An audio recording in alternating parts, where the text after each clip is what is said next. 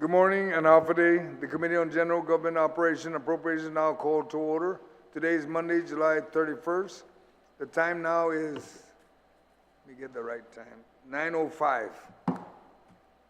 In compliance with open government law, the notices for this public hearing were posted on the Governor of Guam Public Notice Portal, KGTF PBS Channel 12, and disseminated via email to all senators and main media broadcasting outlets on Tuesday, July 25th, and then on July 28th. The agenda this morning is Bill 26-37 COR, Committee on Rules, by request of I Magaʹhågan Guåhan, the Governor of Guam, in accordance with the Organic Act of Guam, an act making appropriations for the operation of the executive branch of the Governor of Guam for fiscal year ending September 30th, 2024, making other appropriations and establishing miscellaneous and administrative provisions relative to the Guam Custom and Quarantine Agency. At this time, I ask the members of the Guam Custom and Quarantine Agency panel to please rise while the Sergeant Arm will place you under oath. Please raise your right hand. Under penalty of perjury, do you all affirm that any and all information you provide today, whether it be verbally, electronically, and in writing, be the truth, the whole truth, and nothing but the truth? Mr. Chair, on a roll. Thank you very much. General rules for this budget hearing. Please provide my legislative staff with any document for photocopy and distribution. Panel members are asked to remain in the room for question or for additional testimony as may be desired by members of the committee. Question and testimony shall be confined to the substance or nature of the agenda. Personal inference as to the character or motive of any senator or any individual testifying is not permitted. Any violation of the general rule of conduct will result in removal from the public hearing. Proper form and decorum shall be practiced by all present in the public hearing room for these proceedings. Individuals who fail to maintain proper form and decorum will be restricted and will be removed from the room. When you speak, please make sure that the microphone is on and that you speak into the microphone. Please state your name and your title for the record. I'd like to acknowledge my colleagues that have joined us this morning. We have my Vice Chair, Senator Tello Taitigui, Senator Jesse Lujan, Senator Dwayne St. Nicholas, and Senator Roy Canata. With that, I know that the agency was given a list of questions.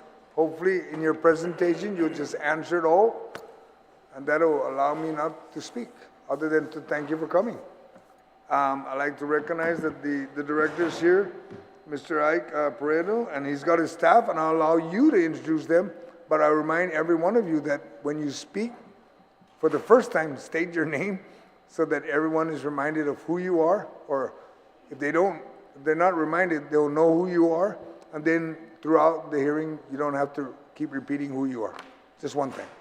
Sir, Mr. Pareto. Good morning, senators. Before I begin, I would like to introduce my staff here. To my left is Pilar Carbolito, our acting ASMO. To her left is Colonel Francis Ferran. To my right is the Chief of Customs, Vince Perez, and to his right is Captain John Rickmandoa. Can we start? Okay. Good morning, Mr. Chairman and members of this committee. My name is Ike Pareto, and I'm the Director for the Customs and Quarantine Agency. Before I begin, I would like to thank each and every one of you for the opportunity to discuss our requested budget and to provide useful information on why this budget is important to our agency. The Customs and Quarantine Agency is Guam's first line of defense. We enforce federal laws to include local laws and regulations and collaborate with the federal local government entities.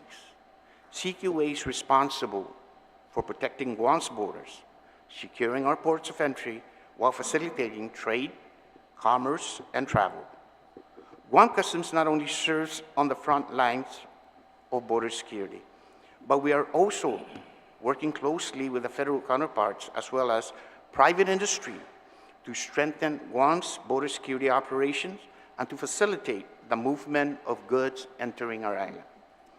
The agency continues to perform its traditional mission, such as conducting inspections of arriving passengers, vessels, aircraft, commercial merchandise, and any tangible products for individual, private, commercial, or governmental use, preventing unauthorized and seizing illegal drugs and other contrabands, protecting our agricultural interests from harmful pests and diseases, and collecting use tax. CQA's highest priority is to ensure the health and safety and security of not only the people of Guam, but also the workforce. Officers have tirelessly worked throughout this crisis despite the risk to themselves. The border now, more than ever, is vital to protecting public health, and customs officers who are dedicated to serving and safeguarding our people, and I am extremely proud of the hard work and professionalism I see every day. These officers are dedicated men and women who continue to meet the challenges with integrity and commitment. GCQA maximizes current personnel and resources by coordinating and disseminating information and intelligence to all ports of entry. This is accomplished by having personnel dedicated to 5 ports of entry and bringing specialized sections to enhance the inspection and screening process, focusing on high-risk areas. GCQA also has the responsibility to enhance Guam's economic competitiveness and security by efficiently and effectively processing goods and people entering our borders. For fiscal year, Customs processed 125,980 passengers and cleared roughly about 5,458 aircrafts to include cargo flights. At the waterfront, a total of 748 vessels were inspected, and approximately 168,376 containers were processed and cleared. GCQA cleared nearly 150,000 pieces of international mail, conducted more than 2,600 seizures of goods that violated intellectual property rights. Officers seized more than 100 pounds of methamphetamines. The majority of drugs entering our island still enters to the U.S. postal system. GCQA staffing levels are below 42%. There are currently 107 officers to protect our ports of entry. The agency's goal is to reach at least 250 officers by the year 2026. To date, 40 customs recruits are undergoing GCC Criminal Justice Academy, in which upon completion, they will be post-certified as law enforcement officers. We are hoping to swear in these officers by the first week of November 2023. At this time, I would like to move forward with my presentation with respect to our presentation for FY24 budget today.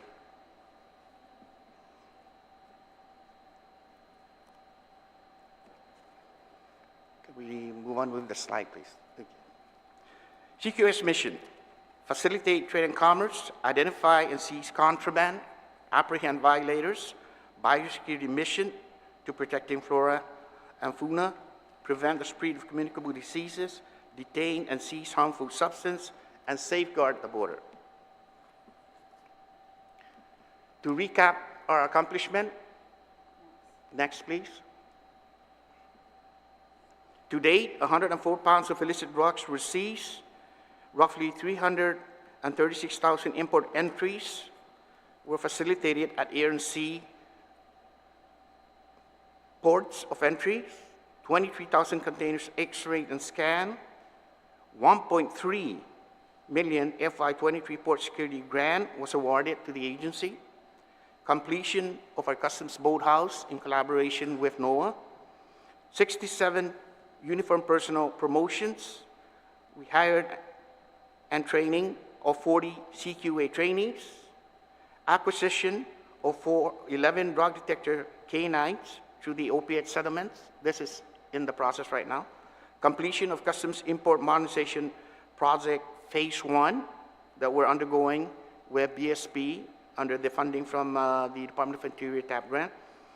We also initiated the merit bonus payouts for FY18, 20, 21, and 22. And of course, 100% of our officers were tested for drugs this particular year. Next, please. GCQA divisions. There's 3 major divisions within the agency: inspection and control, which is the border facilitation and management. This is where all the processing of goods and passengers coming in at our borders. We have our special enforcement, criminal investigation, and assets that we also undertake. And under this particular special enforcement unit, this is where we have our drug detector dogs, to include our agriculture canine unit. We have a biosecurity task force that's also a part of this division.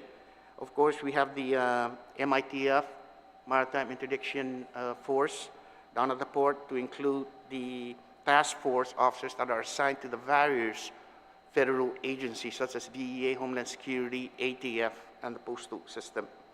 And the last division is logistics and support, which conducts investigation, property, and research of training.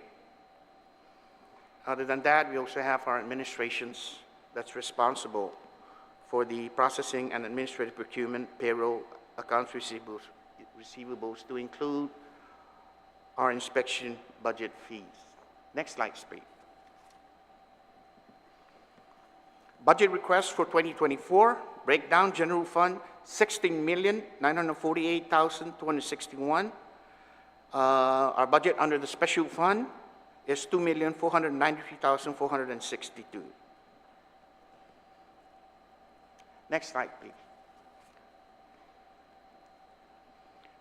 Next slide will account for the passengers' arrival, especially at the airport. Passengers' numbers are returning. However, we are still below the pre-pandemic numbers. Monthly arrivals were at triple digits before COVID came into effect.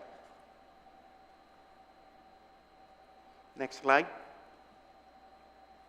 FY24 budget breakdown, total salaries and benefits. For this particular section, 73% of CQA's budget request is for salaries and benefits, and the breakdown is as follows. 12.6 million requests, 2 million under the special fund, which is a total of 14.7 million. For contractual services, 27% of CQ's budget request is for the remaining object categories, 4.2 million budget, general fund, 409 under the special fund to include a total of 4.6 million. Next slide, please. Next. Is that it? Salaries.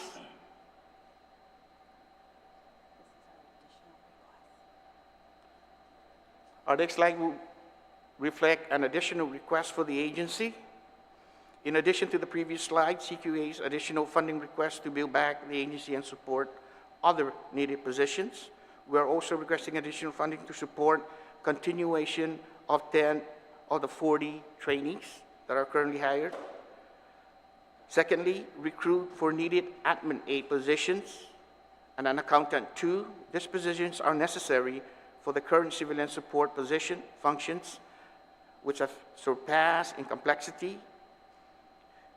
CQA civilian staff roles includes procurement, billing, revenue, accounts, reconciliation, preparing financial reports, grants, and other tasks that have exceeded the current clerk's position within the agency. Overtime funding to support our operation at all ports of entry as needed by operational necessities.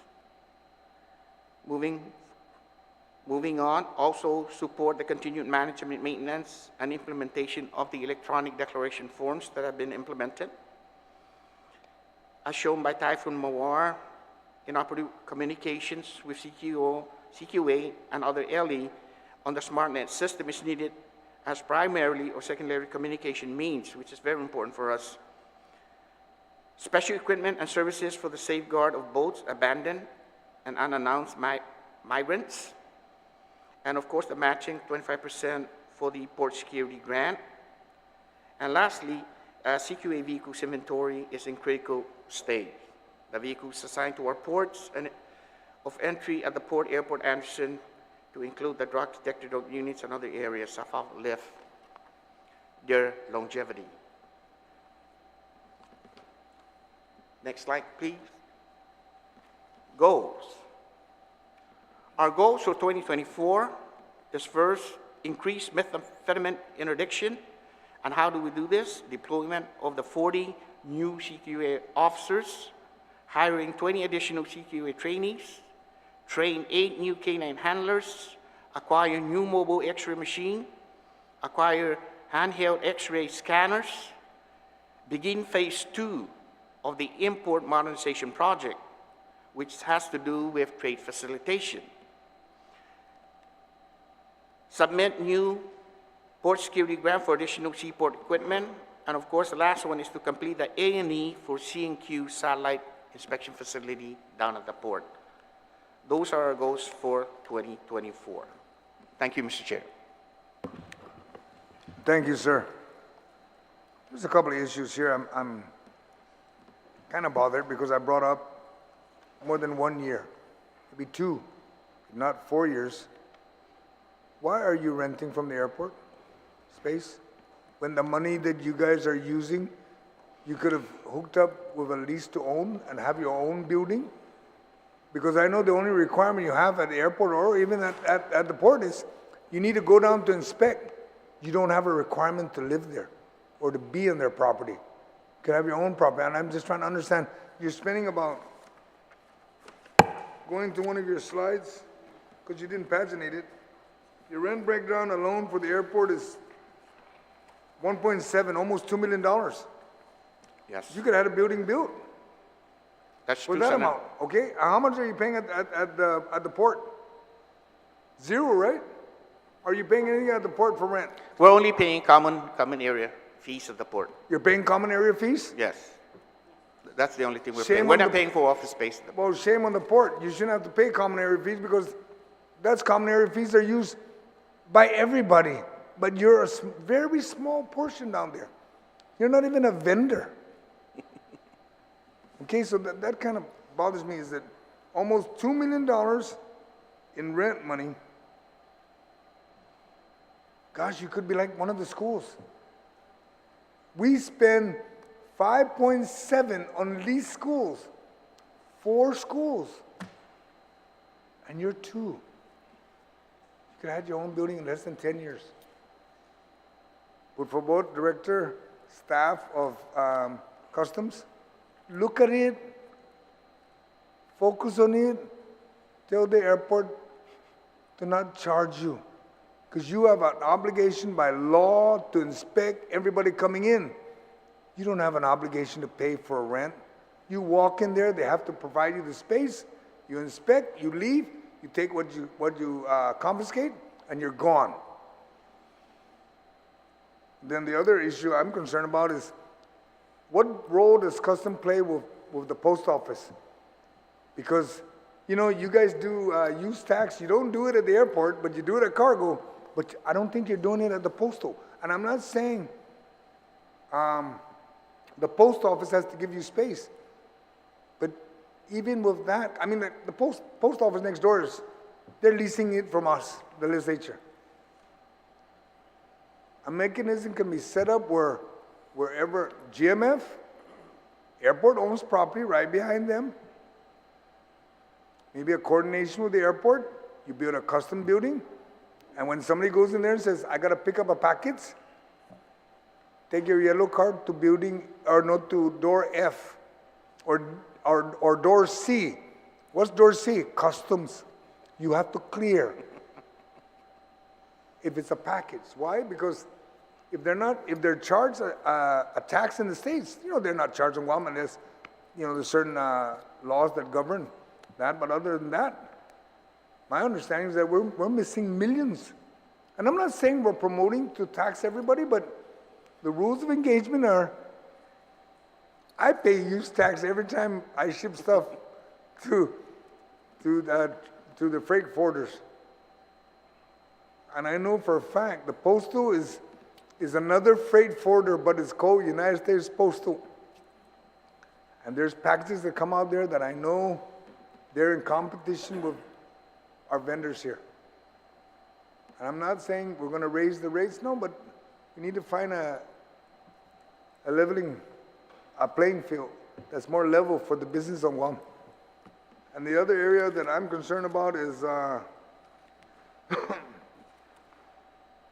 Well, I'm very happy that you guys mentioned 100% is being tested for drugs, because if my colleague was here, Senator Brown, I know she would ask that, where you at? And Yes. I'm happy for what you're doing. You have new trainees, right? They'll be graduating real soon? Yes. Okay. So I would just ask that on your organizational chart, por favor, put a line fund so I know that there's not 4 different custom and quarantine, the director line where it goes. And the reason for that is because you know that when you present an organizational chart to the legislature, in the budget process, what happens is when we approve the budget, the organization chart becomes your approved organizational chart. And you can't just change it until every budget year. So when you start saying this is who works for who, and it just flows. It's just so that everybody knows when somebody wants to say, I want to know about Port Authority, I already know it's inspection and control. Who it ends up at the director or the chief or whoever. Just a line of who's in charge. Command and controlling. Okay, very simple. Keep it easy. And now I'm going to ask your oversight chair, Senator Dwayne Snickers, for his questions and comments, and then we'll move along with all the other colleagues.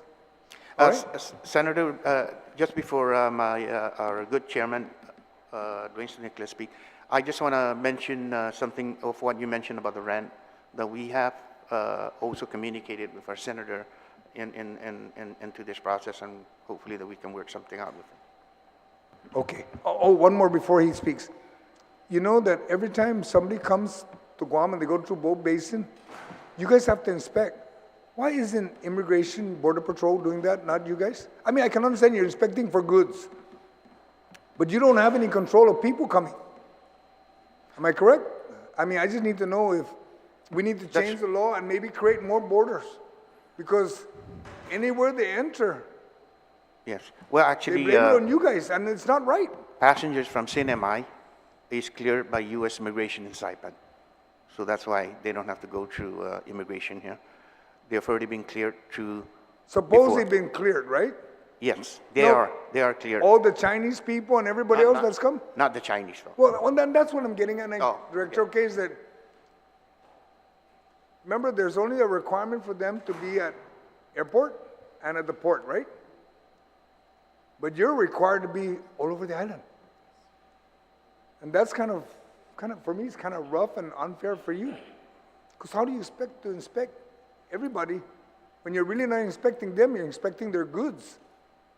Your concern is goods coming in. And I'm just concerned that the Border Patrol, the federal people, they don't want to play a role. Why? Because that's not the 2 areas of point of entry. It's only the port and the airport. No, the Agaño Boat Basin is Is part the of one? our Is port one? entry, yes. But is there ever anybody from immigration down there? No. Oh, that's my point. okay. Director, eh?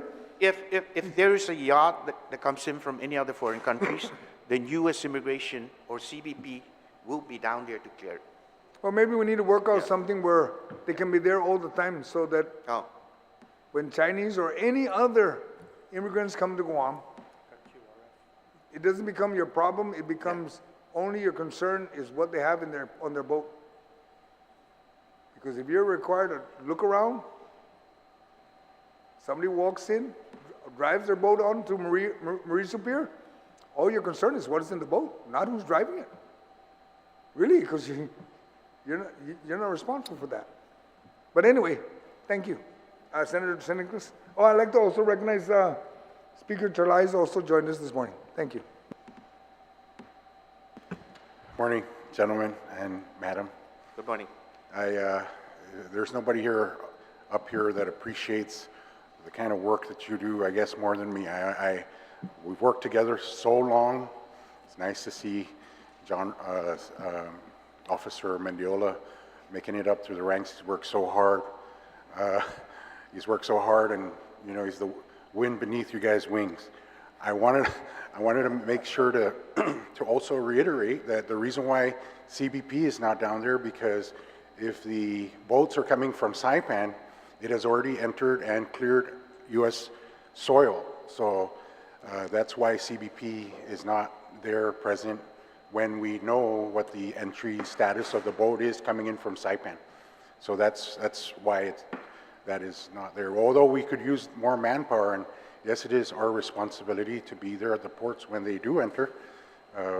That is solely a customs jurisdiction at that moment until the boat is known to have come from like a foreign port, and then that's when CBP would come in.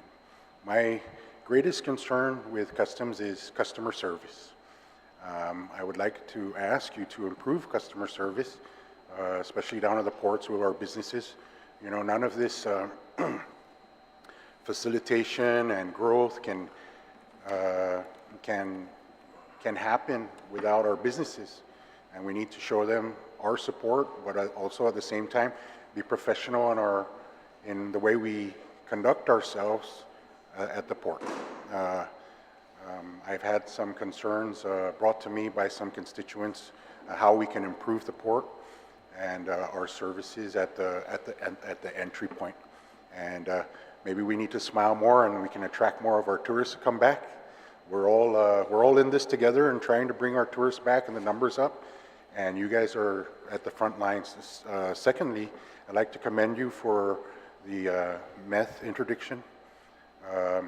I know how difficult it is out there to try to, you know, put our hands around this stuff.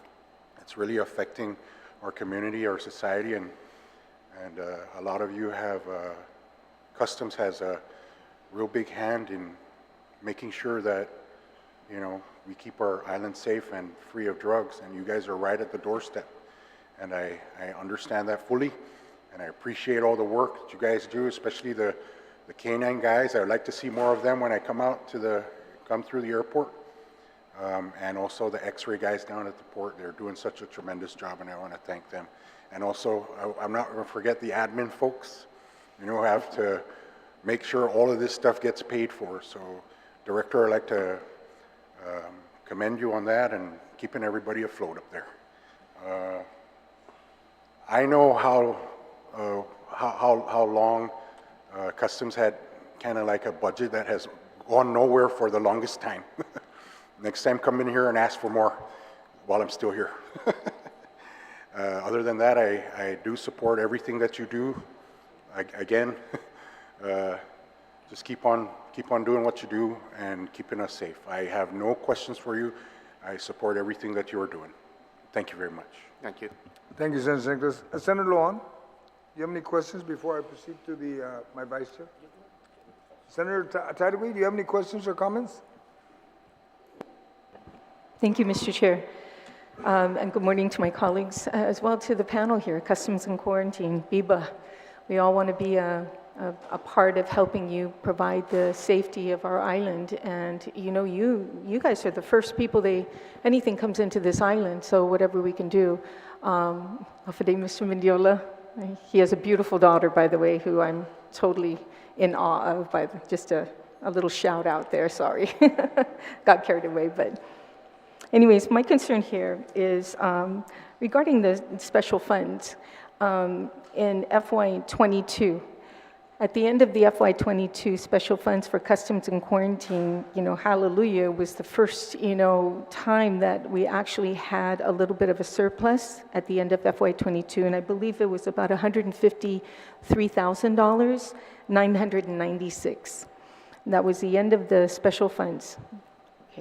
And I hope that you've had a chance to get a hold of BBMR or DOA and, you know, either, you know, utilize that money somehow or, you know, make sure that you keep it in tow. So please follow up with that if you can, Chief. Please follow up. Yes, ma'am. Okay. Thank you for that. Right now we were trailing a little bit less. We're looking at FY23 on the special funds, and it's a negative 332,000 actually. So we're coming under. So I'm just concerned because we're going to have to make up for that. Now, in prior years, Chief, can you tell me what happened in prior years when the Customs and Quarantine Special Fund was below projected revenues, and how were you able to compensate during those years? Yes, ma'am. Once we identified that there's a shortfall within our budget, then we work with BBMR and DOA to come up with a funding level to ensure that we meet that deficit to close out the fiscal year. So Okay. we work closely with them on that. And Likewise, they will get back to us also and let us know should there be a surplus on Well, the this was, special yeah, fund. I'm surprised they haven't gotten back to you, because this was last year. You know, last year, I'm talking about the 159,000 was last year, so they should have let you know there was already a surplus. And was there a surplus? Nothing surplus. I'm showing there was, you know, from the Special Funds Revenue Report, the CRER report. I'm showing about $153,000 in special revenues that was over projected.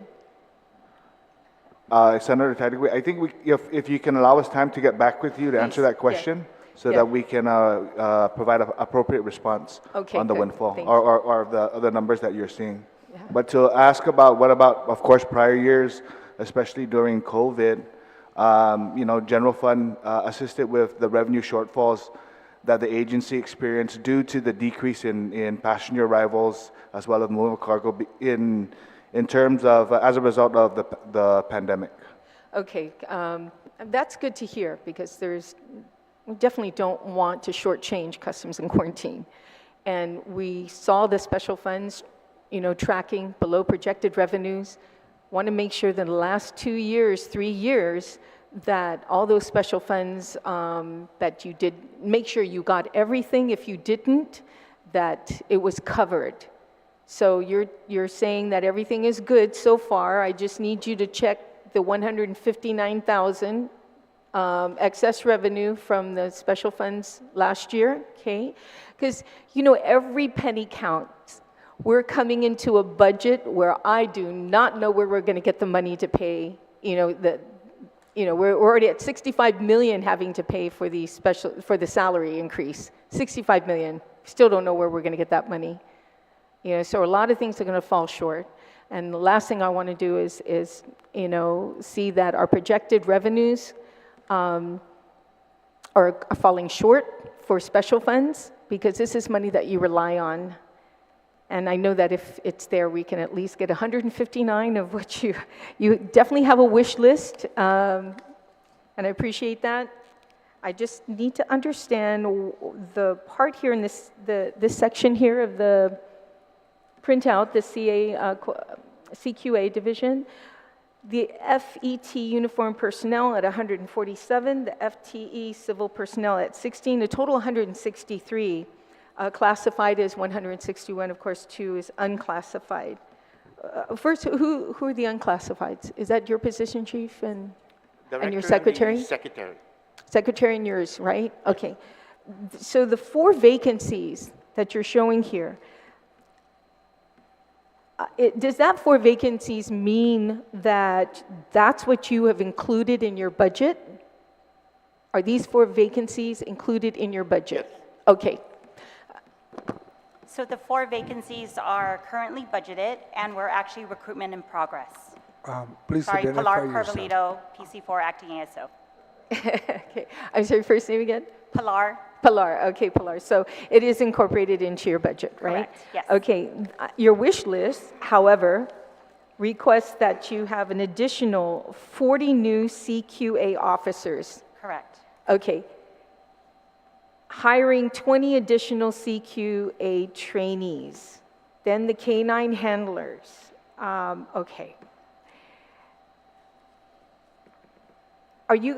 What is the status, Chief, on these 40 new QA officers and 20 additional QA offers? Hiring 20. See, you have deployment of 40 new QA officers and hiring of 20. Can you kind of elaborate what's the plan for this particular hires? Because I know you're very short-handed, but Chief, before you get there, total, how many Customs and Quarantine officers? We have 107 107. officers. So that's very low. Yes.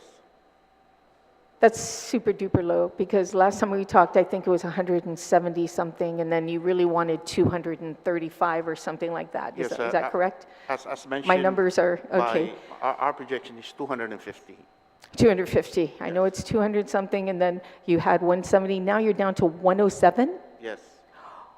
Why are you down so low on that amount? Yes, Customs has experienced a lot of officers that are transferring to our federal counterparts. We're losing a lot of our officers to Talk CBP. into the mic, Ike, please. Just scoot it up. Yeah, talk directly into the mic, okay? We're losing a lot of officers to the federal service, and I don't have a problem in recruitment with the agency. I have a problem with retention, and that's the challenge that I have right now, because any officer within that has over 5 years of service with the agency can easily go to the federal service because of the similarity of the position, and that's how we're How losing much our does a officers. federal officer make compared to a Guam customs officer? Good morning, Senators. Chief Vincent S. M. Perez from Guam Customs. So imagine our officers, right, who come in for only like 2 or 3 years. Oftentimes they get picked up with the federal government at the rate of a GS-9, just based on the several years of customs experience. And that normally starts around $60,000 starting pay. And from the GS-9, they can work their way up annually up to the GS-12 position. Whereas here in Guam Customs, like with the Government of Guam employees, you have to work 2 years, you have to wait for an opening, you have to get vetted. We don't have the capability to match the federal government service. So what you see in the last 15, 20 years, we've done a study internally that shows that a little over 33% of the officers who have left the agency are working in the federal government right now. So going back to the discussion that Director Pareto just mentioned about retention, retention is a very big issue for us. Right now, we mentioned 107 officers. We need to be over 230, maybe even closer to 300 officers. We got new program areas that we like to develop, but it's very hard to develop program areas when you don't have the resources. Chief Perez, can you just tell me the cost on a federal side, to go to the federal side? Right now, you're saying at a GS-9 is $60,000. How much does it cost to go to the federal side? I mean, what is it, not cost, I'm sorry. What is the salary? It's about 60 grand starting For federal? for the federal guys. What about, at for, GS? and on Guam's customs? I think it's like 27. 20, 35,000 for a CQ1. which is like GS-9, right? Equivalent? No, it's not. It's like, that's closer to like a GS5 maybe. Okay, let me start again. Okay. For a custom officer to start working for Guam Customs, what is the starting rate? About 30, 35. about 35,000 per Okay, annum. and then, in order to go to the federal side, you need experience, right? That's why they Yes. wait for 5 years, get experience, and then they hop over, because what is the starting pay for the federal side? About 60. And in 5 years, time, to get to that, the starting custom and quarantine individual, after 5 years, is there any increase that individual will get, and what would be the Yes. ending salary before they jump to federal side for 60? How much would that be? They get their annual increments up to step 6, so that's like close to maybe about a couple thousand, $1,000 per annum. But when you take a look at it, we have officers who have only been employed with the agency for 2 years, and then they jump ship and they start at GS9. And they start at GSI? Yes. Okay, so you're looking at roughly about, let's just say about 40,000. So 40,000 in 5 years, a customs and quarantine officer working for that long would probably end up with a salary with that. And then they jump ship to go to a salary for 60,000. Now, if I'm not mistaken, even before COVID happened, we had at least 170 customs and quarantine. You have dropped significantly to 107. That's a huge jump. You said that you also worked within your agency to look at the salaries and the increase and starting it to retain your employees. What was the starting rate that you had come up? Well, the one thing that we had going for us was the law enforcement 18% that came about. However, if you take a look across the law enforcement spectrum, you'll see different differentials for both the Department of Corrections and the Guam Police Department as far as some kind of retention incentive. Whereas in the Guam Customs and Quarantine Agency, we don't have any retention incentives.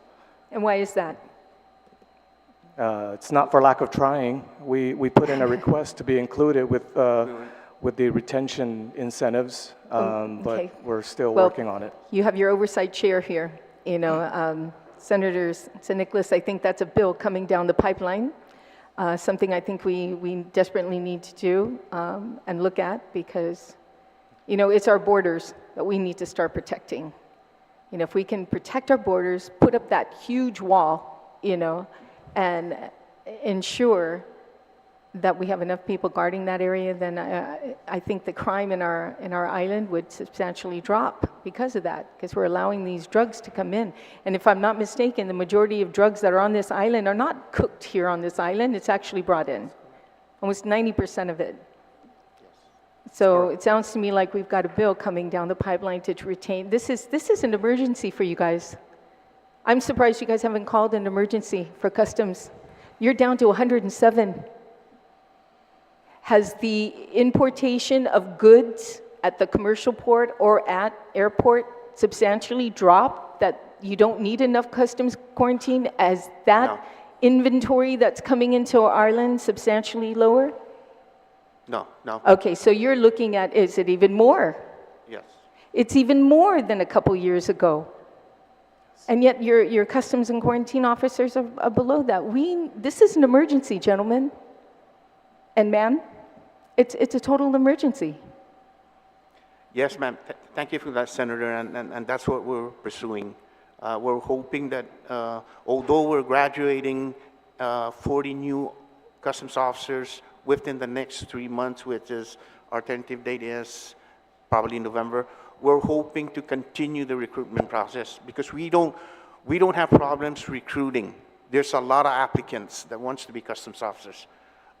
We're not like the police department where they lack applicants, but in customs, we always have a list of applicants that are willing to join. It's just the funding mechanism that we need to ensure that we ask for the additional funding to continue the recruitment process. Okay, another question I have, and I promise, Mr. Chair, I don't want to, belabor this on my end. How many individuals are now at the school going through to become customs officers, to take the test, standing by, ready to take their training? How many do you have in the pipeline right now? Right now, we hired a total of 40 officers. Of the 40, there were 5 that were deployed.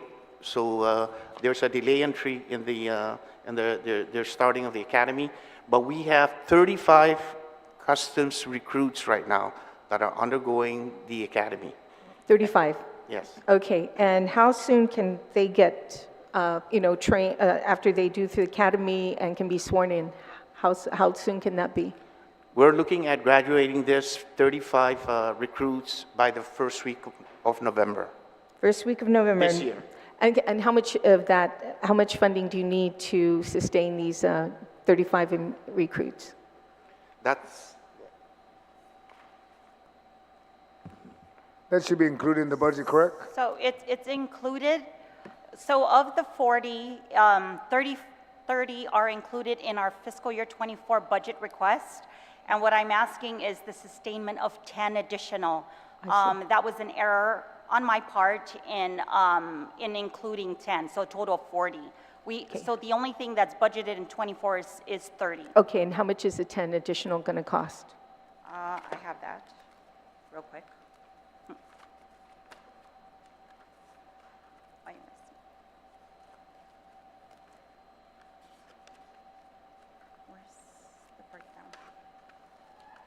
By the way, while she's looking at those numbers, what is the, you get people going into, well, students going into the academy, and you might get 40 going in, but actually only, 25 stick. Yeah, so 35 for sure are going to graduate and Yes. decided to commit, right? So as soon as you graduate them, by the way, who pays for that schooling? The agency. Your agency, Yes. right? So you're graduating all these officers or these potential recruits, getting all the requirements they need, and then after that, then they jump ship and go to the federal government. Sure. Yes. So I think, as you're brainstorming your agency to this recruitment, keeping them in, maybe there's some kind of agreement that they have to stay on a certain amount of years in order to, pay it back with the cost of training them. Is Thank that you. done? Thank you, Senator. So perhaps we can propose, just like the Doc Sanchez program, through some kind of legislation that mandates that if a gaining agency in law enforcement picks you up and we pay for your schooling, that you're required to pay at least 2 years for every year that you've been going through the training. So it puts at least 2 years requirement, but even at that, after the way I see it is maybe we should make it 5 years, because 2 years just goes by really quickly, and I once agree. those 2 years go by, it's like, okay, I'm done. The one issue I think we really need to look at is retention. Yeah.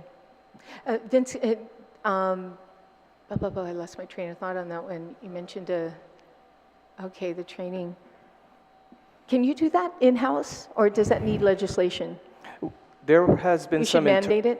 There has been some internal discussions Okay. regarding trying to find some way to legally Do it? have Okay, I them think it's... sign a contract, but we were Yeah. advised against it. Yeah, I think Senator Brown even mentioned it should be mandated because it'd be a lot stronger in Yes. hold to. So if I just get those numbers, and Senator San Nicolas, Yes. it sounds like there's 2 bills now that need to be written up, and I'm happy to help you with that, Senator ma'am. San Nicolas. Thank you.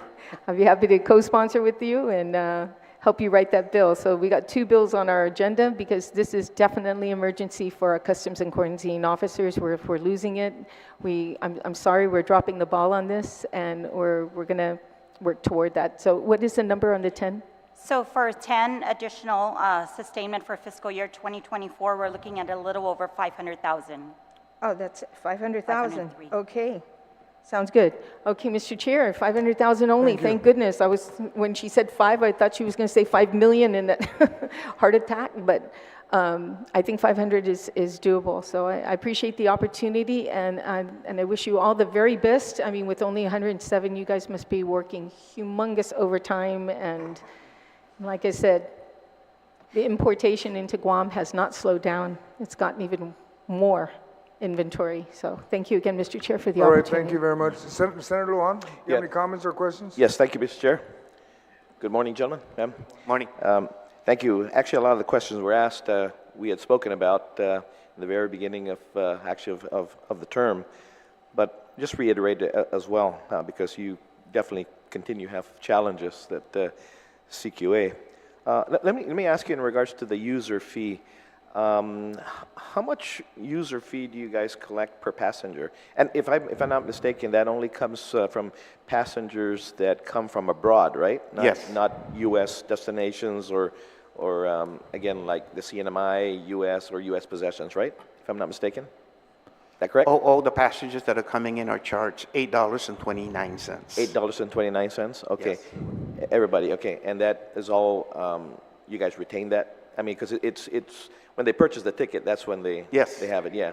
And how often do they remit that to you? Every month, Every month? every month, the airport collects the Okay. fee, remits it to DOA, and DOA puts Okay. it in Okay. our account. Yeah. Now, that alone, does that pay for the your airport rent? Yes, That's that's part of the rent that we okay. take. Okay. Yeah, because Again, in regards to that, and we spoke about this, about being up there, and it's mandatory that you're there, otherwise passengers won't be able to clear to come into Guam. I mean, you have, of course, immigration upstairs and you guys downstairs, but I know the airport will fight it in the sense because it's part of their bond covenants. So, yeah. And maybe we should just include that, yeah, it's all inclusive in the rent, all the rentals that you have over there. In regards to your retention, yes, we had spoken about that, and we need to devise some sort of, because your challenge is like every other law enforcement challenge on the island as well, is the retention, and pilfered by, of course, other agencies that maybe have maybe a little more lackadaisical work or something, or even higher paying jobs, right? Yeah. So, what is your retention rate from graduation, or yeah? Senator, I think retention rate since probably 1995, retention based on the cycles, retention rate about 50%, 50%. Average, and could spike up to 70%. And that's based on the number of officers or trainees that entered with that particular cycle, and how many remain with the agency up until retirement, where, you know, full-fledged retirement. Mm-hmm. So it can go from 50 to 70% around that figure. So we, again, recruitment is not the problem, is retention. Retention, yeah. And you find that you lose them to other law enforcement agencies as well? Especially, we did a graph. Of course, the biggest component, or that these officers are leaving, is for federal law enforcement positions. Mm-hmm, mm-hmm. The other is active military for active duty, for on island or abroad or stateside, as well as seeking other positions, either on Guam or abroad. Mm-hmm, mm-hmm. Okay. I know, and we spoke about this as well. And I know there are great challenges in that, and I know some of the statuses as well will change in regards to federalization. If Customs and Quarantine were federalized, I think we would lose the, if I'm not mistaken, duty-free status, if I'm not mistaken. Yes. If we were to federalize, there is potential that Guam will become a duty port, mm-hmm, for all foreign goods arriving into Guam, mm-hmm, mm-hmm, not foreign goods. Likewise, our ability to conduct inspection, especially on commerce, which is coming from the mainland, that will prevent us from conducting the necessary clearances for those shipments, mm-hmm, which really makes up a bulk, mm-hmm, of the goods being imported into Guam. Mm-hmm, mm-hmm. So that will be just like moving goods between California and New York, California, Texas, so on and so forth. Mm-hmm, mm-hmm. So there are things that the government would really have to consider, sure, if we go down that path. Yeah, yeah. And likewise, when we're looking at the a cargo hub to Guam, that will also have a great impact for the island's revenue. We're looking at that as well, right? Yes, yes. Yeah, yeah. But there's nothing to say that we can't go out and seek how, sure, we can become a hub, even with customs still being retained by the government of Guam. Mm-hmm. Okay, okay. No, because I know it's been a discussion, and I just want to put it out there that although it may sound, oh, okay, let's do it because we'll be able to retain our, we'll get the same pay grade and things of that nature, but there's statuses that we're definitely going to lose as as duty free. So it's not all roses and things of that when you look at the greater scope of things, right? Yeah. That's all I have to share. Thank you. Senator Roy, I'd like to also recognize Senator Brown has joined us also this morning. Senator Roy, you have any questions or comments? Hopefully, good morning, Mr. Paredo and team. Thank you for taking the time to be here today, and thank you also for the cyclemates who are helping direct traffic during the on course of recovery. Congratulations also on your new facility down at the port. It's very great news to hear of any ribbon cutting, especially in the Customs and Quarantine section or division. I'm very pleased to hear that your cycle is also on its final approach within the next 3 months or so, right? We've got to make sure those new 40 recruits are hired as well to make sure that we shore up our response. It's been brought to my attention that we've been having more and more aliens approaching our borders. So what kind of policy do you guys think we should implement to rectify the situation we have at our borders? Because whether or not they come from Saipan or China, it just keeps coming around us on an article. So what do we need to do legislatively as a body here, since we have some senators who've raised concern on it? What do we need to do? Thank you for the question, Senator. What we're doing right now is we're working with our chairman on proposing legislation, and we have initiated a draft, and we'll be working with our chairman within the next couple of months to see what we can do to rectify that concern. Because although they're coming from CNMI, what they're doing is they're not actually complying with our laws, and we need to strengthen the mandates that we have insofar as these people coming in. Although they're claiming some sort of asylum, but even at that, we need to strengthen our laws, and that's what we're doing right now with a proposed bill that should be coming out within the next few months with our chairman. Okay.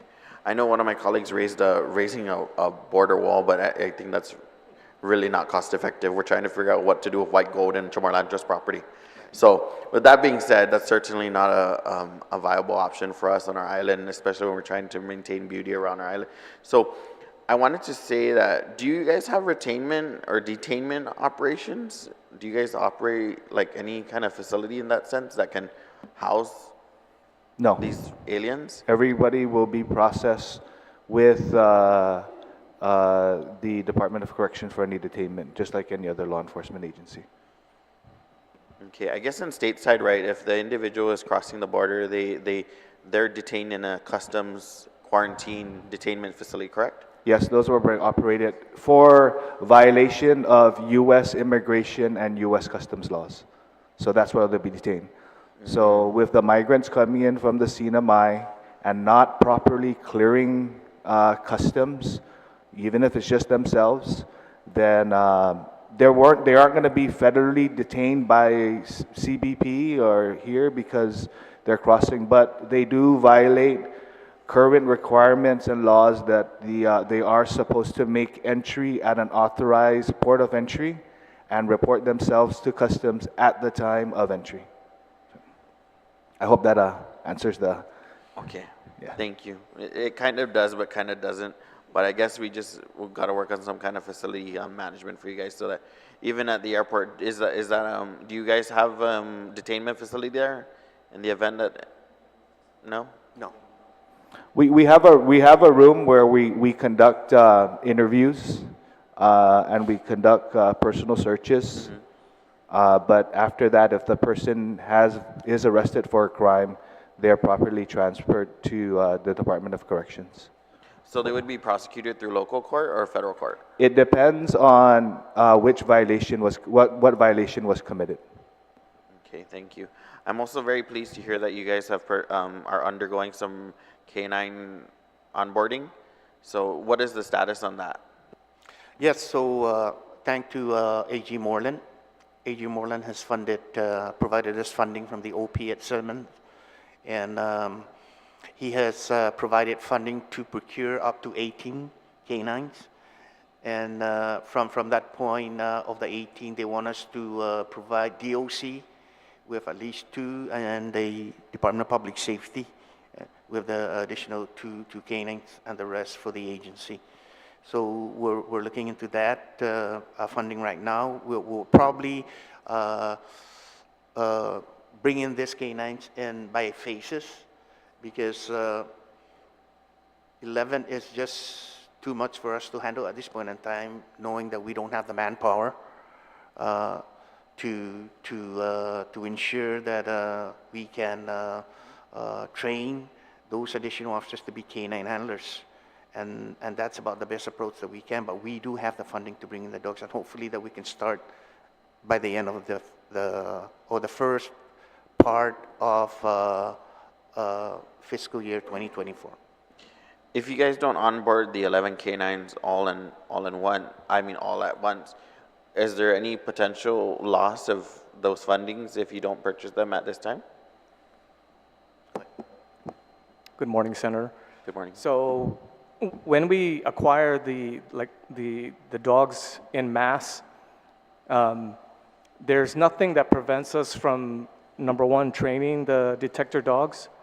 The only thing that we would have to worry about is the training of the canine enforcement officer.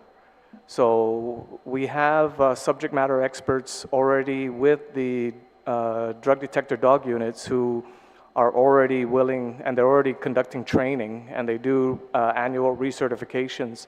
So if it's a loss of, the only thing that goes by is the time.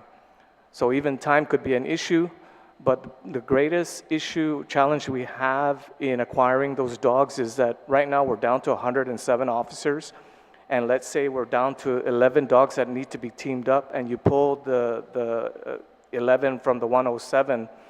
Right now, the Guam International Airport section that processes the arrivals and the passengers, to include Anderson Air Force Base and the other ports of entry as needed, is going to be detrimentally impacted. We're already currently operating at a shortfall in which we have to pull officers from all the other divisions to work over at the airport to process. So imagine if we had to man the requirement for the 11, that's going to be pulling out a hide. But if we have the 11, we have them already onboarded. The only thing we have to worry about is training them up to a level that they need to be, and then worry about the training for the actual human element to come into play. Okay, thank you for that information. How long does the training take? Do you have a ballpark for the canine handler? Typically, I'm talking from my experience. It takes us about 3 months. What they do is they teach you about the basics of obedience, the psychology of how dogs learn, the health care and feeding of the detector dogs, what to look out as far as parasites, health, stuff like that, and then the basics of obedience, and then they lead into training how to give a dog a reward for identifying the odor, what is the identifying response, stuff like that. So it takes about 3 months.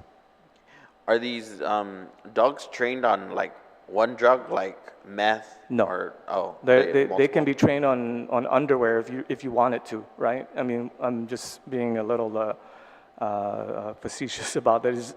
But normally we train them on, and it used to be marijuana, but marijuana is still an issue when you bring it on board an aircraft.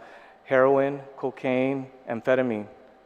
And if there are any other drugs that we need to look at, we can do the training ourselves. Okay, last question, Mr. Chair, sorry. Would you guys support increasing passenger fee from $8.29 to probably $10 or $15? Yes. Okay. Thank you for the question. Well, I need to make sure I got support, Nay. So that in regards to that, is that fee negotiated in any? Has it been negotiated in any time with you guys with DOA, or is it just? No, it's the agency is responsible for reviewing the fees, and then we submit the proposal and draw up a plan on the increase of the fees. And since 2019, when I first came in, that's one of my priorities, is to raise the fee, because the only way that we can provide the resources for these officers is to get the funding from the passengers.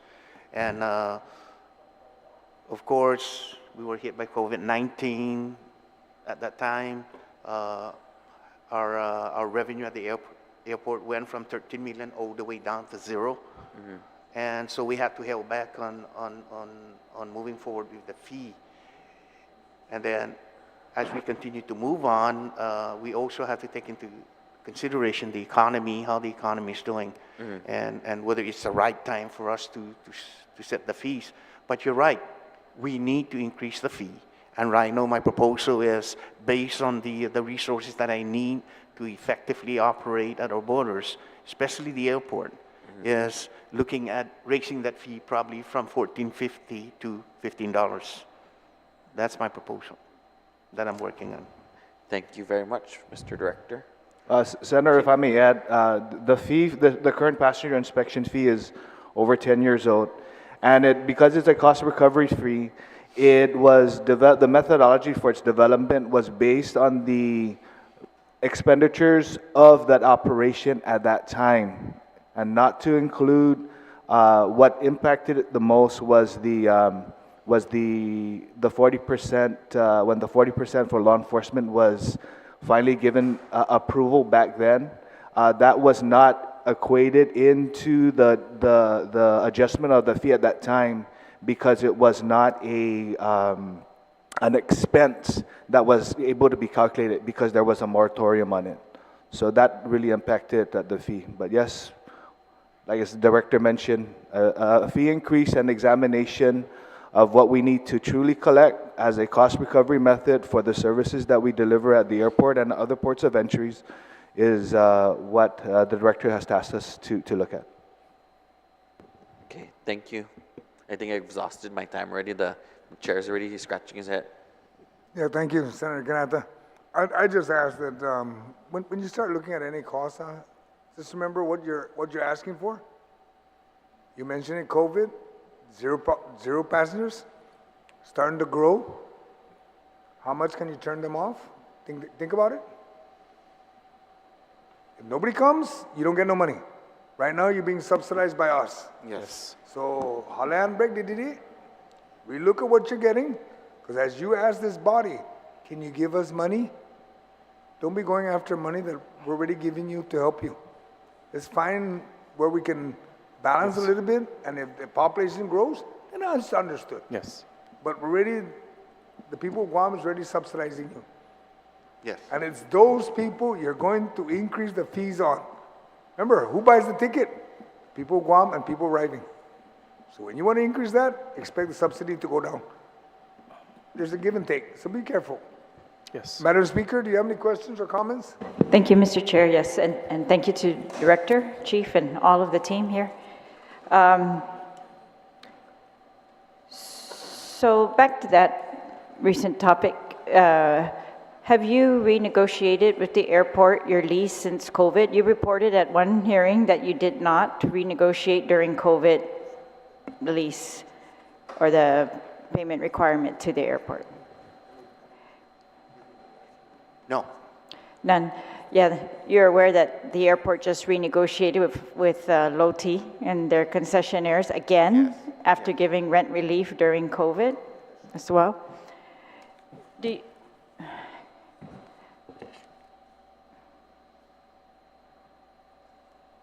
Can I ask, when you were denied the retention incentives despite your request, who denied that? DOA. So when DOA did their study of law enforcement personnel and they came up with the across-the-board % raise as opposed to helping you with your incentive requirements. Yes, ma'am. When you had that 67 promotions this year, you said, to what position were most of those promotions, and did that help with your retention?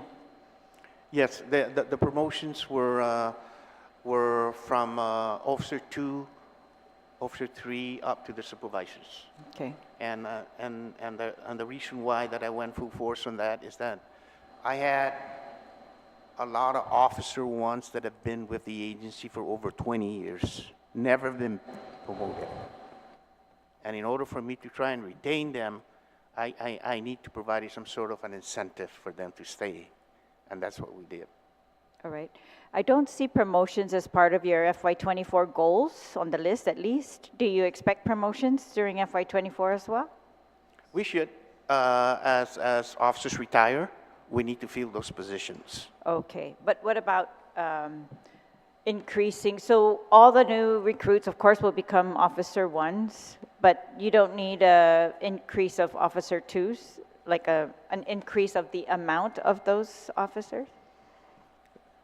That's a good question, Senator. Maybe we should really look into that, and so that these officers will know that something Yes. will be there within the next 2 years for them Yes. to look at, and hopefully that they can get promoted. So that's something for me to really take a look at and make sure that we identify that. Thank you for that question. Thank you. All right, so you reported 140 pounds of drugs were seized in 2023, and then you also said that most of these came, or you said that most of the drugs are coming through the post office. I know that most of the drugs seized are from the post office, but what makes you think that most of the drugs are coming through the post office? Because that's the information that we're getting right now.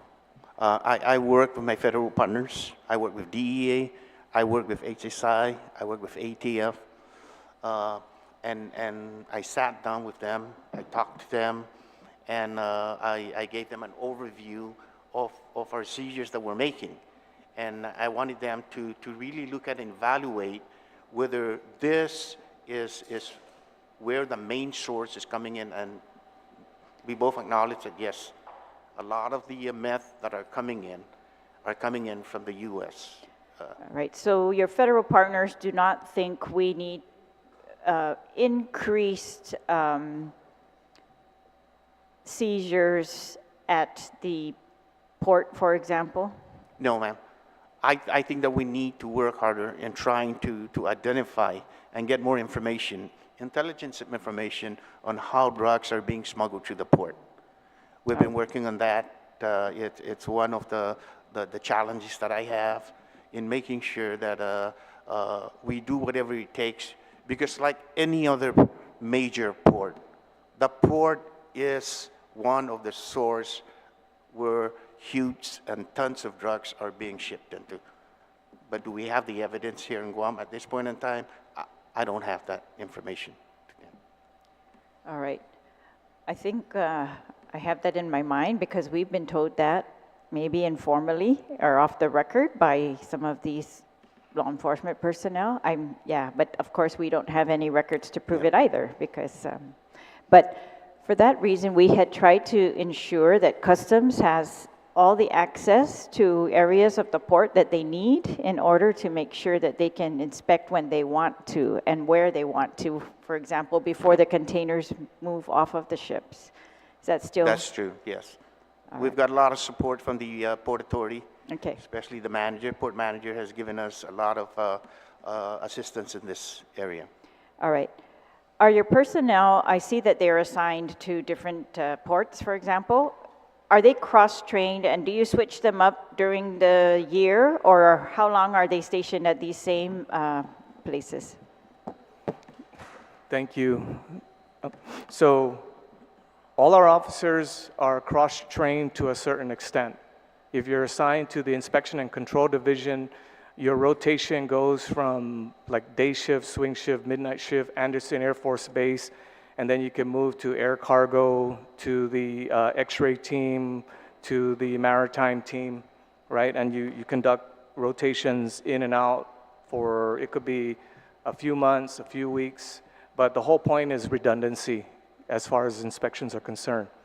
When you're dealing with specialized areas like the drug detector dog unit, you can't just rotate somebody in and rotate them out after a year because the retainability for these positions is based a lot on your capability to, number one, understand how to motivate and to do quality assurance on drug detection with your dog. Sure, So I'm not talking about the dogs. I'm talking about the port and the airport and the post office because, you know, I think fresh eyes Yes. also Yes. are beneficial when it comes to drugs. Okay, I will defer that to Colonel Francis Farron, who actually oversees the Inspection and Control Thank Division. you. Thank you, Colonel. Yes, Francis Farron, the Assistant Chief for Inspection and Control Division. Yes, I have a rotation policy in place. So every 3 to 4 months, I rotate through all the 5 ports of entry. So it's, you're not going to see anybody there maybe longer than 4 months. Thank you. Yeah. I appreciate that. The flora and fauna confiscation you didn't really report on. Is there any significant confiscation in that regards, the biosecurity as to invasive species, I suppose? You said it's part of your mission, but you didn't report on any results.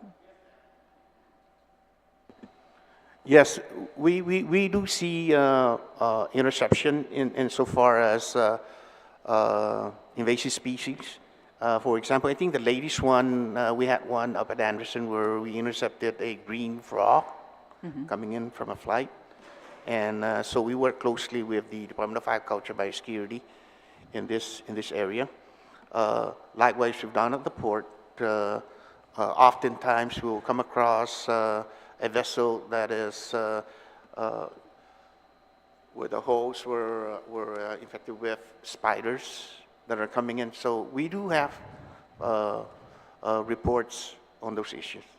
All right. I'm asking, of course, just to, because we know we have a problem now with fire ants, rhino beetles, and all the information tells us these were brought in. So they came through one of these ports, and I guess I just want to ensure that in FY24 we're not going to have a different invasive species coming through. You feel confident about that? Well, we're working with our biosecurity section, and let me just give you an example of the reports. A total for this particular section, for example, referrals that are being made to biosecurity section amounts to 29,334 pieces of either plants or other type of seeds that are being imported into Guam for inspection. Likewise with the post office, we're also intercepting and detaining shipments of flora that are coming in, being referred to our biosecurity for inspection at the inspection plant up at Tijan. All right. So we're actively working on this. Thank you. Chief, you said that you had recommended 5 years retention requirement, or that they stay at Customs 5 years if Customs pays for their training and education. But that was advised against, and who advised against? What do you mean by that? The issue with retention is not a new one. I can recall that it was probably over 15, 20 years ago when I was sitting around with other heads of law enforcement to discuss retention, because retention is, like I said, not a new issue. And I don't recall who exactly mentioned that we can't really enter into a contract, but it was part of a law enforcement body that sat around with all the heads. And so they also recognize the fact that they themselves are short. And so if there's something that we can do as far as perhaps even signing a contract and it doesn't violate any laws, then I say we do it. But if the easiest thing is for us to mandate it, then so be it, just like the Doc Sanchez Scholarship, which we don't see any issue in how that law enables people who gain an education. On the same token with law enforcement, if they gain some kind of law enforcement That's correct. benefit, then we should. They pay it back. They pay back what we forward to Yes. them in education. And if you're able to do it for 2 years, it might be legal to do it for 5 years, right? I would further pursue that and not give up on it. Yes. And then my final question is, well, two. The opioid, so despite the opioid commission, which I'm a part of, giving the money to Customs for these dogs and, allocating that out, you're saying you need to do it in 2 batches. So despite the money being available, we're going to get 8 dogs in FY24 and then maybe 8 in FY25. We'd have to wait like that long. I think even earlier than that, Okay. Speaker, I think that even at the first part of the first quarter of fiscal year 2024, that we should be able to get the first batch in. Right? And What about hopefully the get second? the next batch right Okay. after 2024. Oh, okay. All right, good. I hope so, Yes. because it's been testified in various years that the dogs are very critical to these seizure of at least methamphetamine. All right, and what about there was, it says in February 21, the Chief of Customs wrote an editorial saying that the agency was understaffed and under-equipped. And part of what was stated in that article was that equipment is not advanced enough to catch all of the drugs being smuggled. So I wanted to ask you, what type of equipment do you mean? Or I'm not sure if that was even you. Sorry, it doesn't say the name right here. But what type of equipment are you lacking, and why are you not able to get that? So when I use the word equipment, and I'm generally speaking, I'm going to include vehicles, because on average our vehicle fleet is around 14, 15 years old, and we've been making do. I commend my team because we've been making do with these vehicles for many years. And so it's as simple as getting new vehicles for the agency, but that's not what I'm talking about. I'm talking about detection equipment that you can use, aim and point, and analyze molecules in a package that would help us to be able to identify down to the molecule whether or not there's a narcotic in there. That's one. The other thing is like radiation detection equipment. When the Fukushima first came into effect, we had to rely on the federal government through the U.S. Customs and Border Protection to be able to arm the Guam customs officers locally with these radiation detection devices in order for us to be able to adequately perform some sense of detection. And there's a whole bunch of other things as far as like even just to modernize our technology, which we're already working on. So all these things, back when I said it, some of them they still hold true today, but we're working on a plan to strategically cross the gap in order for us to get there. And then the biggest resource that we need is manpower. Thank you. Manpower. Okay. Okay. Senator, can I just also Yes. mention that part of that equipment that the chief was mentioning is having a portable TrueNarc available at the ports of entry, in which we are looking forward to procure that as part of that opiate funding that we're receiving. It's going to be included to procure at least 5 of those TrueNarcs so we can station that at every port of entry. Those are the test kits? Yes. They call them? All right, great. And yeah, I would hope that any other equipment that you need that's not included in your list here, the X-ray scanners, that you also ask us and ask the Opioid Commission for those as well. I think our community is really trying in every way to stop meth from coming in, so we need your be aggressive about it and don't be afraid. I mean, don't be, I'm saying go for it. But the manpower, you needed 250 ideal, you've got 107, you're bringing 40 new on, they're already in training, and you're hoping to hire 20 more in addition to that in FY24. That would only be 40, 50, 60. You're not up to 250. Why would you not do more than that? Well, a couple FYs ago, there was included in the budget bill at the end that Guam Customs is authorized to hire no more than 20 officers per year up to 3 years. Now, we're trying to stick with that mandate, recognizing and realizing that we need more. The other challenge we have right now is that as we gain people, and let's say you remove the incentive to move to the federal government, we still have retirements to consider. If you take a look at the age of our force, more than 50% of our force is really at a retirement stage. So they're averaging between 20 to 35 years from the first cycle. First and second cycle, they're ready to retire. And the leadership right now in customs at the top level, we're around 32 years apiece physically serving. So if you take a look at that, you're already going to lose like 4 or 5 senior level managers, and then a lot of the supervisors who are currently installed right now are already at 25 plus years. So we need to do something to ensure that there's a constant flow in, as well as to compensate for the loss of officers going out. So that's something that we wrestle with. So we're working on a plan. You are? You're working on increasing We're trying to from get, 20 to more recruits in FY24? we would like to see more, yes. But are you able to do that? Are you going to try to do that? Or I don't understand. Well, one of the things that drives everything is money. So if we're able to get the funding and get the authorization, then we could get there faster rather than later. All right.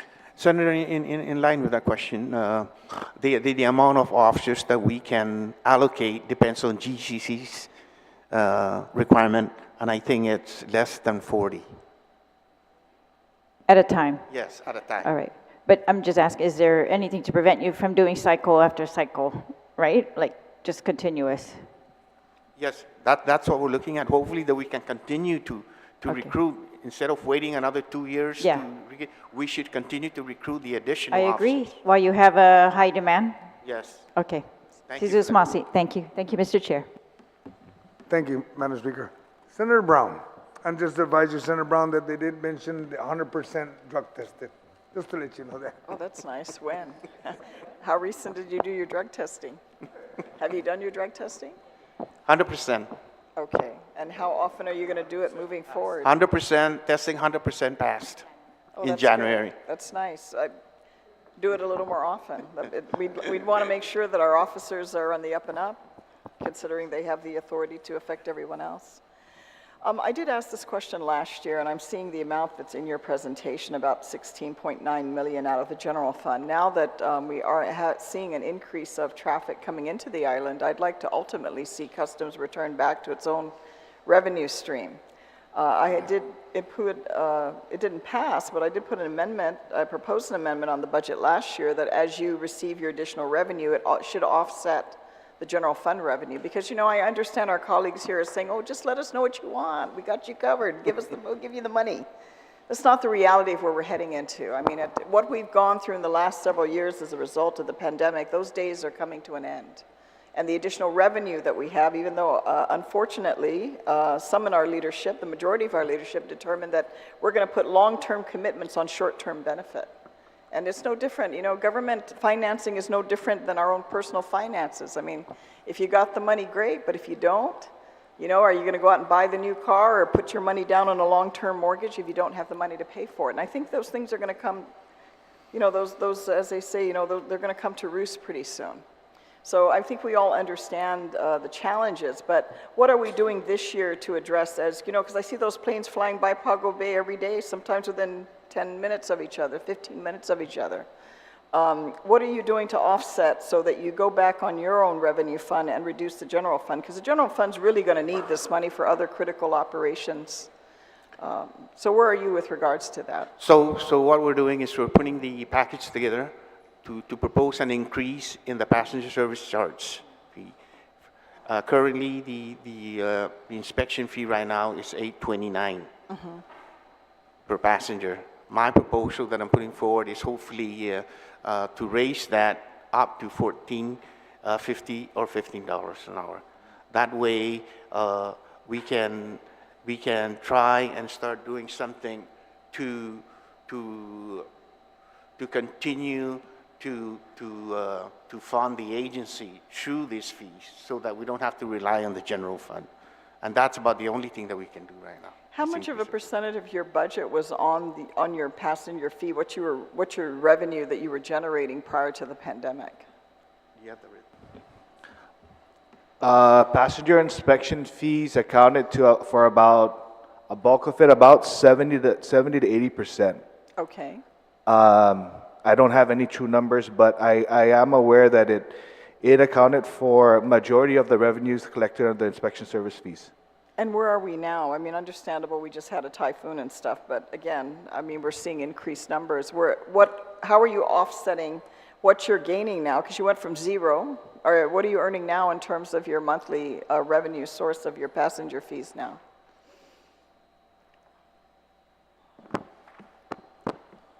So just recently, we went back and were able to, well, I looked back. It looks like in fiscal year 22, we remitted to the airport 2.5 million just for rent. And that looked like that was the inspection fee invoices that they submitted to Customs. And so for this fiscal year, it looks like our passenger packs are up to like 494,000, which came out to about 4 million to date. But what's happening is, and I'm going to go back, is we're so short-staffed in admin that the reconciliation between DOA accounting and us to the airport hasn't happened yet. But the numbers that I received were about 4 million. So what are we doing to rectify that? Because, I mean, obviously your revenue is critical. And again, I do not want to see Customs get too comfortable that, we're just going to continue to do these general fund appropriations and that's going to resolve the issue, because there's no incentive. And then if there's delay in processing to determine what your actual revenue is, I don't know. And what are we doing this fiscal year to, as you continue to receive your increased revenue, offset the general fund appropriation? I'm going to be perfectly honest with you. We don't have the proper staff at Customs to actually be able to generate the reports, work with accounting, to be able to facilitate this in a timely manner. And so we rely on DOA accounting to help us facilitate the remittance of the money, the reporting, which is why I'm still going to really push for, we really need an accountant in guys, Customs. I have to tell you, and I'm not the happy-go-lucky senator here, because we've all, for those of us that have actually run operations, this is not something we come whining to the legislature about, to be honest with you. That's something your director and your management team needs to address. Because that to me is very fundamental. Your revenue stream and where that money's coming from, you tell us you need all these things, but the expectation is you're going to come and cry to us and we're just going to hand the money over by continuing to be dependent on the general fund. If you have an internal issue about your accounting, then Mr. Director, what are you doing to address that? Because this was not on the campaign trail.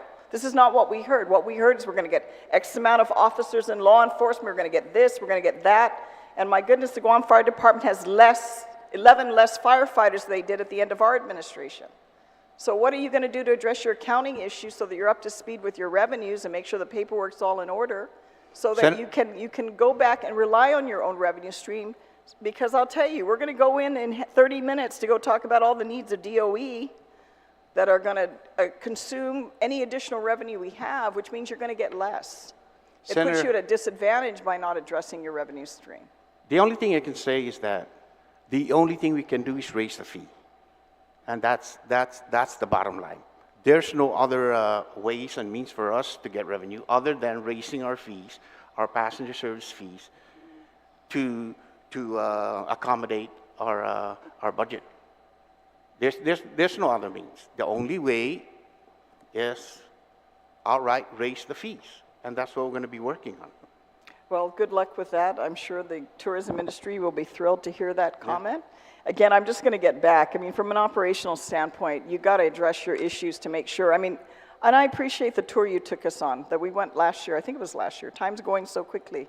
But the whole paper process that you guys are still having to undergo without not having an updated system to process. I mean, those are the kind of critical things I'm sure you want and that we need to look at to facilitate, because if we can't get the numbers that we need or you need to offset, because I am concerned, this is a substantial amount, 16.9 out of the general fund. And as much as our colleagues are sitting here saying, no problem, let us know what you want, the reality is the revenue is going to go down. The demands that we have put, not my vote, but the demands other members of this body have put on the general fund, the 65 million, that's only one, the 65 million Senator Tello mentioned of this upcoming fiscal year.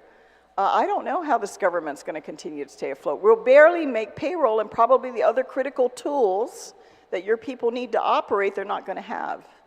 So, I mean, the more you can depend on, and I appreciate your efforts to, wanting to raise your fees, but the general response always is going to be no. I'm sure Governor Gutierrez in the tourism industry, I'll be surprised if he comes down here and says, sure, raise it. while we're in competition with other destinations, have far more to offer than what we do. So it's something to be mindful of. It's just a concern, and Mr. Chair, I just think we need to see what the mechanism is as they continue to increase. We're hopeful that they continue to increase their revenues from their fees, that we see what mechanism is in place to offset, because you're going to need, and we're going to need every extra penny we can get for other government operations. With regards to inspections, and I agree with the speaker here, you know, you were mentioning that the information that you're getting from the federal side is that most of these drugs are coming through the post office, and we agree. I mean, that's where we're seeing more of the seizures. But I'm fairly confident, the odds are fairly good, that they're coming through other ports of entry. And definitely, I'm sure, I'm not going to be shocked at all, even though I keep hearing from the port, it's not coming through us. The realities are fairly good, it's coming through the Port of Guam. And it's probably also coming through the marinas, because I don't know, and I noticed during my time at the port, there's very limited supervision or oversight, even on customs, on the marinas. I mean, we watch cargo going in and out of the marina left and right. I mean, things going, you know, maybe they're goods that they're taking up, but just as easily as I can put, you know, a 50 or 60-pound bag of rice in my boat up there, I can put other things, because you're not regulating it. That's the reality. Our ports of entry at the marinas, absolutely with no consistency, are not being regulated. And I also have to tell you, you know, I haven't heard, and maybe I don't know all, you know, the any post workers. I mean, I see my Ganya crew when I go every week, but I don't hear a lot of history of drug dealers and major drug dealers on Guam having worked at the post office. But I do know the prominent names of drug dealers on Guam that worked at the port. Got to think about that and wonder, why is that the case? So I really think there's a lot more effort that needs to be put, be it the detector dogs or whatever the case may be, because the fact that drugs on Guam, I can get those type of illegal drugs cheaper than I can go through a fast food drive-through, to go from $700, $800 now to, gosh, $50 or less, it means that we're not catching it, that it is coming in, and that, you know, we can have all the reasons why we don't have the resources and the personnel, but something's really off when we have that amount of drugs coming into this community, that the price and the volume is so there. The people that are dealing it are in the outskirts of people you would never see dealing drugs, that are dealing drugs right now in our community. I just think there's major problems there. And yes, you say you don't have, but I'll tell you, if your administration made this a priority, I think you'd see more resources. You'd see more proposal or higher amount in their budget to give you the resources to do this job. With regards to scanners, has any efforts collectively been made? I know you're still trying to build your facility at the port to actually get those scanners to ensure that every container is scanned. The technology is there, it's just a question of the price. Have you looked at it? What would the amount be to have one of those large scanners? You know, 2 posts that you drive through. I mean, when I went to American Samoa, they have a larger scanner for this than we do, and their port is less than the size of this legislative yard here. It's smaller than this, and they have larger scanners than we do. So, have you looked at it, what the cost would be for that? Is that something you're going to include in your facility so that there's 100% scanning of all containers?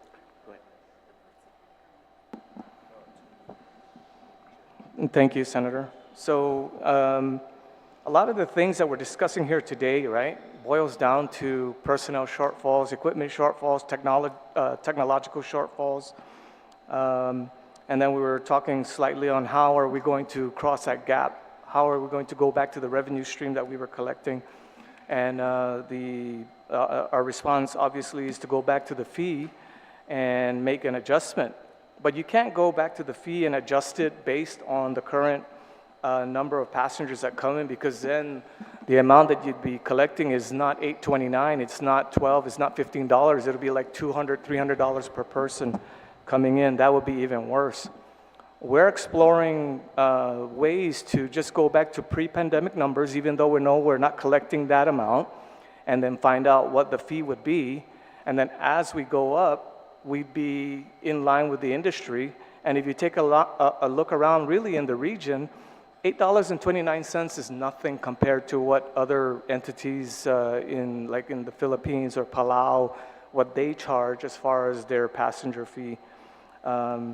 Going to your question on the scanners at the port, so we're working with our stakeholders, and we're working to get what is called a an automated risk management system, but in order to get there, we have to develop the foundation, and part of the foundation is to institute a mandatory numbering system, and that is currently used by over 200 countries in the world, to include the United States. That's called the harmonized tariffs, harmonized system, harmonized coding.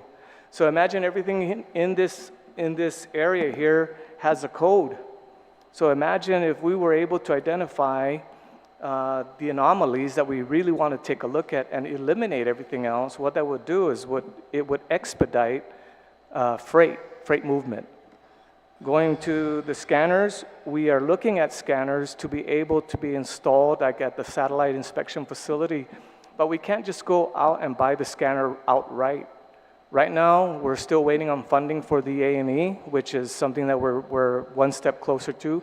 But once we get that all into effect, we will be able to acquire the X-ray scanning system. And who knows, in the next couple of years, there might be a change in technology where it's even smaller. Right now, what we're looking at is one of those either fixed systems or a mobile system that will use an arm that X-rays each container coming in to the customs area before it leaves. So we're working on that. We spoke about shortfalls at the marinas and everywhere else, but that's a personnel issue. That's a shortfall in resources. So imagine if you're at the dam and you're down to, you're operating at 40%, and you got like all these holes in the dam, and you're only like 3 people, and you need 4 times that amount to plug the holes. We're not addressing the holes that are open. We're addressing the priority, which are the bigger holes. So we're working towards trying to get to a point where we can reasonably attack all the issues that we're dealing with, but how do you do that with 107 people with a lack of resources, equipment, and supplies? We are trying, and internally, the customs guys who work here and the administrative support, we are it. We are the ones that are going out trying to look at the rate, trying to look at the market, trying to do all the research.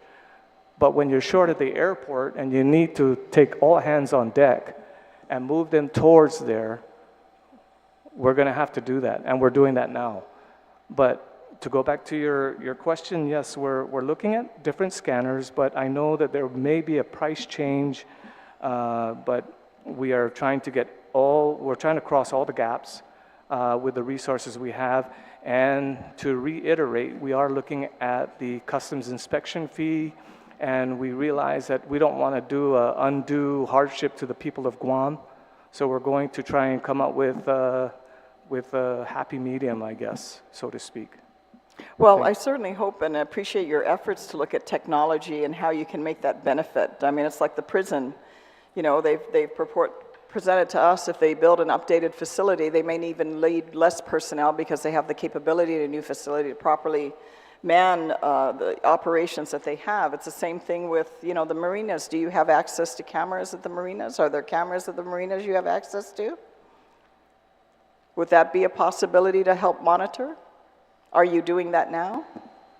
We're working with the port on accessing their cameras, and at the same time, we're looking at getting grant funding because we can't assimilate that as part of our budget, as our budget request. Because the other thing that when you're dealing with systems that deal with cameras is that you have to buy into the service, you have to buy into the software and all these other things. So we realize that we have some operational gaps, and we're looking towards fixing it. And it all boils down to funding.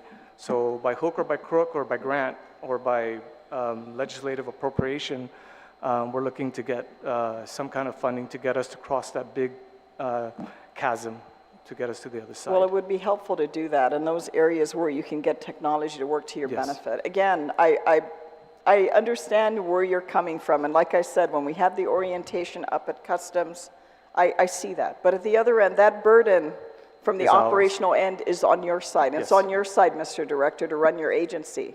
To come to us and tell, well, we only got this and we don't have that, and we don't run And the fact that you have been subsidized is a blessing. I'm just relaying my concern of wanting to see you get back and I'm not talking to you to go back to what you're getting now, because we have to wait for those numbers. Let's be hopeful and pray that as the months and the years go on, we're going to get back and we're going to get the visitors so that your revenue stream will be there. I understand that. What I'm saying is that as your revenue stream continues to increase, I would like to see an offset back of the general fund revenue, so general fund revenue money can go to where it needs, and you can stay on your revenue to get the flexibility you need to operate your operations. Being dependent on the general fund in the future, to me, is not a good thing. And if you're able to get your increase of your fees, more power to you. But the whining for me, I don't understand it, because I've been in your shoes, not in your department, but I've been in that operation, and I'm sorry, I don't think my boss would listen to me for 5 seconds saying, oh, I can't do this and I can't do that. I wouldn't be sitting in my job. And so I'm just relaying that is something you need to come to us and say, this is what we're able to do with what you have. Senators, if you want more, this is where we're at, this is what's going to cost. But the fact that I can't do this and can't do that, I think the people of Guam, our eyes are glazing over already. So that's just my 2 cents. And I do support, and we've discussed this, Mr. Chairman, at the other hearings with law enforcement, I will support legislation.